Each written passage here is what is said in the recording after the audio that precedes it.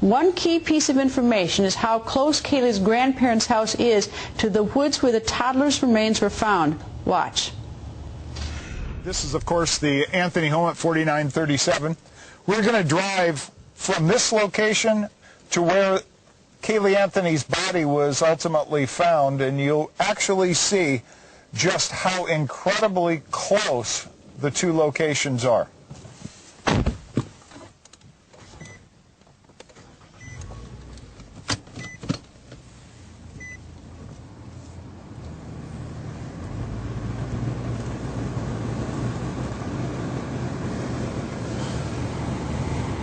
We just left the the Anthony home. We will probably end up at the location where Caylee's body was found.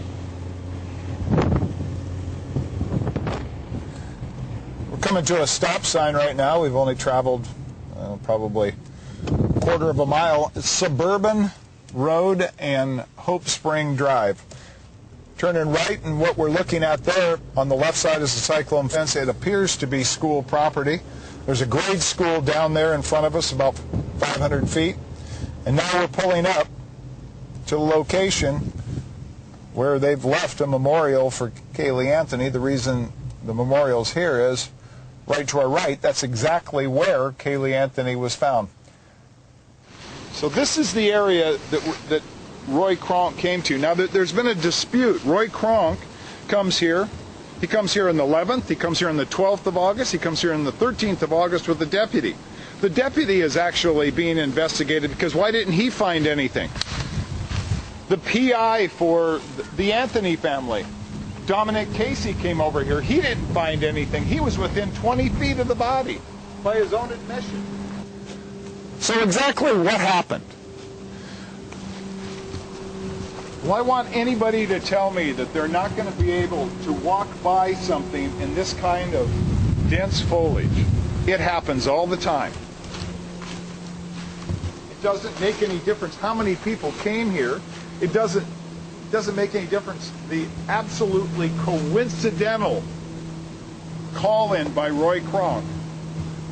These kind of cases generate that. Sometimes people are lucky. Sometimes people guess.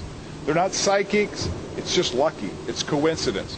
They were all lucky. They were in the right area. Is it not pretty obvious? This is the most undeveloped piece of property closest to the Anthony home. Here we are at the Amscott check cashing facility. This is the facility that on June 27th, Casey Anthony supposedly ran out of gas, either going this direction down Goldenrod or the other driveway on Colonial. This is the intersection of Colonial and Goldenrod. Now, Casey Anthony claims that she ran out of gas and two people assisted her and pushed the vehicle in here. You look at this building, Amscott check cashing. You look at the building. If we get over here a little closer, you see you've got one surveillance camera in the corner. You have another one by the door. You have another one at the corner, another one on the other corner, and two on the other perimeter of the building. There's 6 cameras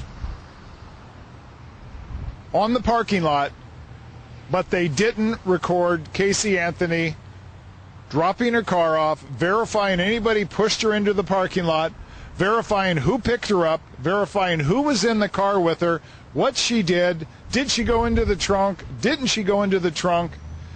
Anyway, we do know through 2 sources that Anthony Lazaro, her boyfriend, picked her up here. Now, Anthony Lazaro picks her up, the cars ran out of gas. I want you to pan down there. Right there. That's a Chevron gas station. Chevron gas station. Next to that, close to us, is a Sam's Club with several pumps right there. We are surrounded by businesses. Now, doesn't it seem infinitely easier to have Anthony Lazaro take Casey Anthony to the Chevron station, get some gas, come back and retrieve her car?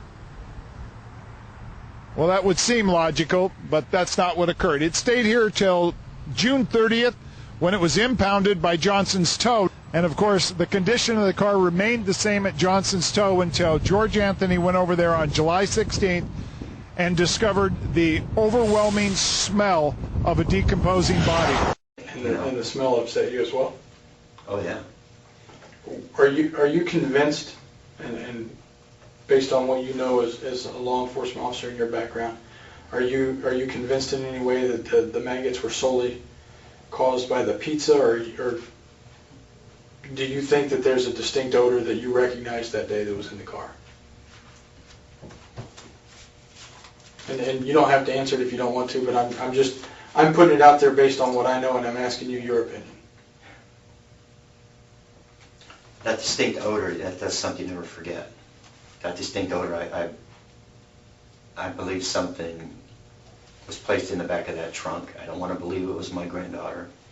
I understand that. I don't want to believe it's any other kind of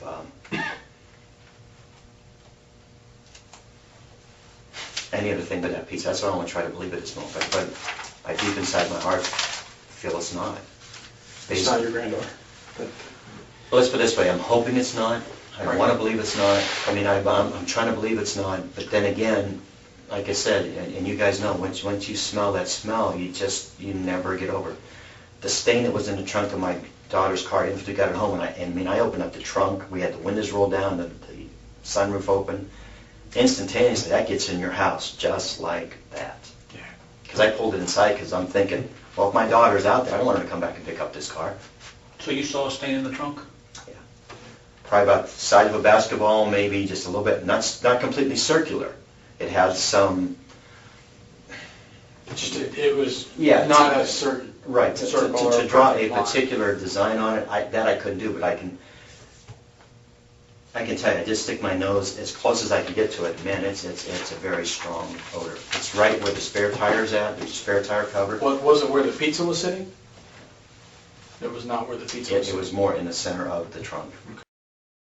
Right now he's being admitted for a medical evaluation, and then a physician will come in and he'll be seen by the physician to determine how long he'll be here with us. I'm not really sure right now what the status will be on whether or not he's allowed visitors, and whether or not his family is on their way, but currently they're not here, but we haven't really had updates on that right now. He's been cooperative, and the smell upset you as well? Oh yeah. That distinct odor, that's something you never forget. That distinct odor, I believe something was placed in the back of that trunk. I don't want to believe it was my granddaughter. Well, let's put it this way. I'm hoping it's not. I don't want to believe it's not. I mean, I'm trying to believe it's not. But then again, like I said, and you guys know, once you smell that smell, you never get over it.